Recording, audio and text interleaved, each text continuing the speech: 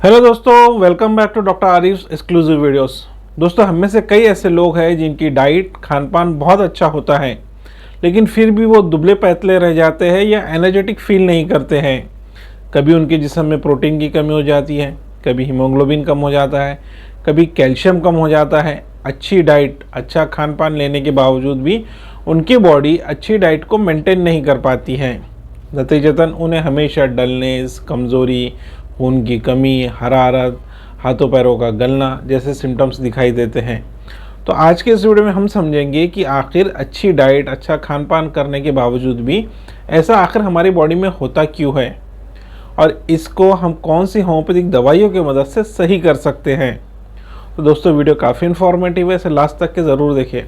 तो चलिए शुरू करते हैं।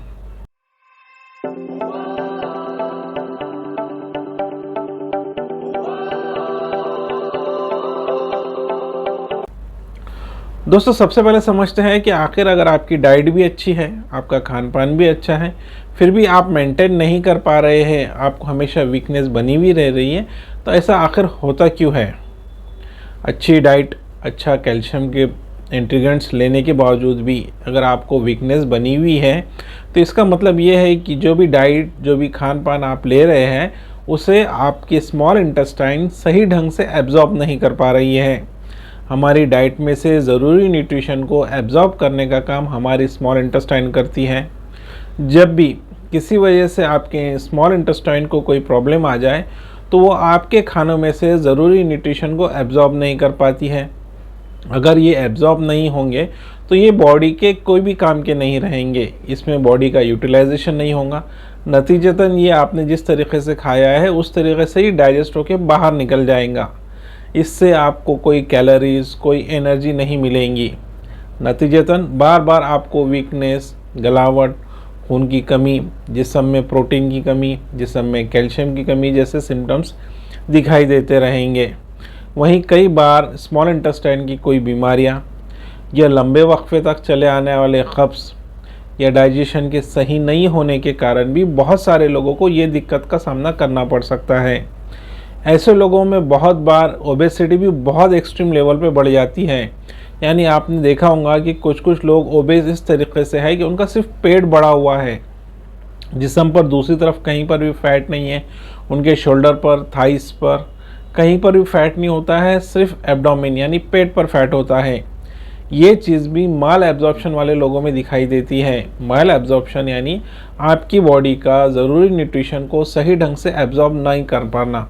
इस कंडीशन को हम माल एब्जॉर्प्शन कहते हैं। इसी माल एब्जॉर्प्शन के कारण अच्छी डाइट लेने के बावजूद भी आपकी हेल्थ मेंटेन नहीं हो पाती है, आपको कमज़ोरी बनी हुई रहती है। तो बात आती है कि आखिर हम इसे करेक्ट कैसे करें। इसको करेक्ट करने के लिए आपको 2 होम्योपैथिक दवाइयों का इस्तेमाल करना है। पहली होम्योपैथिक दवा है कैरे का पपैया। इसकी फ़ोटो मैं यहाँ लगा दूंगा, जिससे देखकर आप इसे समझ सकते हैं। नाम ही बता रहा है कि कैरे का पपैया यानी ये पपैये से बनी हुई दवाई है। पपैये से बनाई हुई दवाई आपके स्मॉल इंटेस्टाइन की पेरिस्टाल्टिक मूवमेंट यानी हमारे स्मॉल इंटेस्टाइन की एक चालना होती है, एक चलन होती है, इस चलन को सही करती है, उसका मूवमेंट को मेंटेन करती है। जब भी हमारे स्मॉल इंटेस्टाइन का मूवमेंट मेंटेन होगा, साथ में साथ हमारी लार्ज इंटेस्टाइन का मूवमेंट भी मेंटेन होगा। नतीजतन इसमें मौजूद पुराने कब्ज़, पुराने एसिडिटी का मलबा फौरी तौर पर जिस्म से बाहर निकलने लग जाएगा।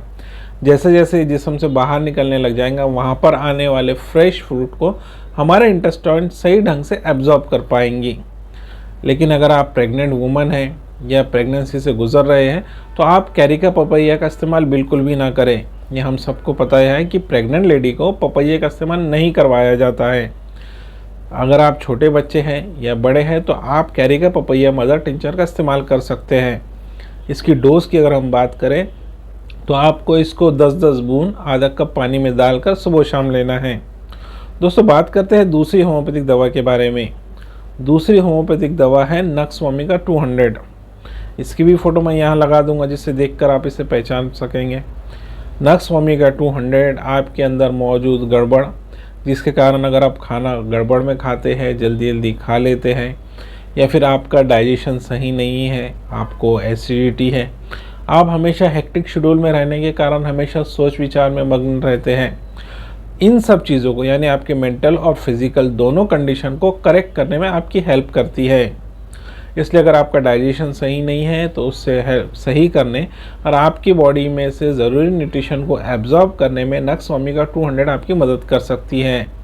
इसकी डोज की बात करें तो आपको नक्स ओमेगा 200 सिर्फ रात में सोते वक्त 2 बूंद अपने ज़बान पर टपकाना है और सो जाना है। इससे आपको सवेरे टॉयलेट सही होगा और आप जो फ्रेश फूड खाएंगे वो बड़े आसानी से आपके पेट में डाइजेस्ट हो जाएगा। तो दोस्तों, अगर आप अच्छे खान पान के बावजूद भी, अच्छी डाइट के बावजूद भी अपनी बॉडी पिकअप नहीं कर पा रहे हैं तो इन 2 होम्योपैथिक दवाइयों का ज़रूर इस्तेमाल करें। तो आपको आज का वीडियो कैसा लगा मुझे कमेंट करके ज़रूर बताएं। वीडियो पसंद आने पर वीडियो को लाइक और चैनल को सब्सक्राइब करना ना भूलें।